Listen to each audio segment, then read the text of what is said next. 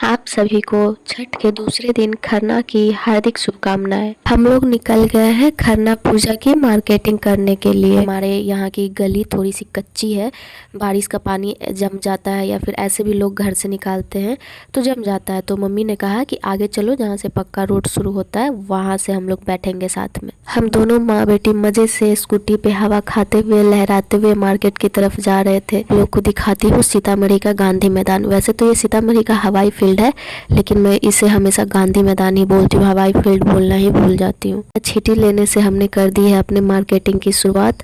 आगे हमारा मार्केट दिखाती हूँ। इतना प्यारा लगता है ना, जब भी कोई फेस्टिवल आता है या कुछ भी ऐसा फंक्शन वगैरह रहता है तो हमारा यहाँ मार्केट इतना अच्छा हो जाता है। ये शंकर चौक है, यहाँ पे दुर्गा पूजा भी इतना प्यारा लगता है। अभी हमारा मार्केट देखिए, भीड़ है लेकिन फिर भी देखने में सुंदर लग रहा है। हम लोग आ गए थे मम्मी के दुकान में, मतलब मम्मी का दुकान इसीलिए क्योंकि बचपन से मैंने मम्मी को इसी दुकान में मैक्सिमम साड़ी वाड़ी खरीदते हुए देखा है, तो ये पास में दुकान पड़ जाता है।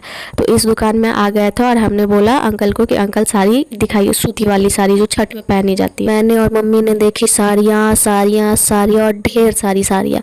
उसके बाद फाइनली हमने पसंद किया, 3 साड़ी पसंद किया और उसके बाद मम्मी ने थोड़ी बहुत बार्गेनिंग की, इतना कुछ खास नहीं। उसके बाद हम तीनों साड़ी पैक करके हम लोग निकल गए और मैं बाहर आ गई थी क्योंकि और भी लोग आ गए थे, अंदर तो जगह नहीं था, तो मैं बाहर आके खड़ी हो गई थी। वहाँ से निकलने के बाद हम लोग यहाँ इधर आ गए, ये जो मिट्टी का सामान है ये खरीदने। और सामने में इसके आसपास आपको दिख रहा होगा सामा चकेवा। हम लोग बचपन में बहुत खेलते थे सामा चकेवा, अब तो उतना देखने को नहीं मिलता है। केले के दुकान पे मम्मी ने मुझे चौकीदार बना के खड़ा कर दिया था, बोली कि उधर मत जाओ क्योंकि धूप बहुत तेज था और मुझे पहले से सर्दी हो रखी थी तो छींक भी छींक आ रही थी। तो मम्मी ने कहा कि यहीं पे रुको छाँव में सारा सामान लेके और मैं बाकी का मार्केटिंग करने आती हूँ। थोड़ा लेट हो गया था, मतलब कि इतना भीड़ था तो उतना सारा सामान खरीदने में टाइम तो लगेगा ही। मेरा पैर भी दुख गया था, तो यही केला जो बेच रहे थे अंकल, उनके यहाँ पे एक चौकी लगा हुआ था तो मैं उस पे जाके बैठी। तो अंकल बहुत अच्छे थे, उन्होंने देखा तो वो बोले कि अरे बेटा वहाँ मत बैठो, ये लो कुर्सी, बैठ जाओ बैठ जाओ। तो मुझे कुर्सी भी मिल गई थी बैठने के लिए।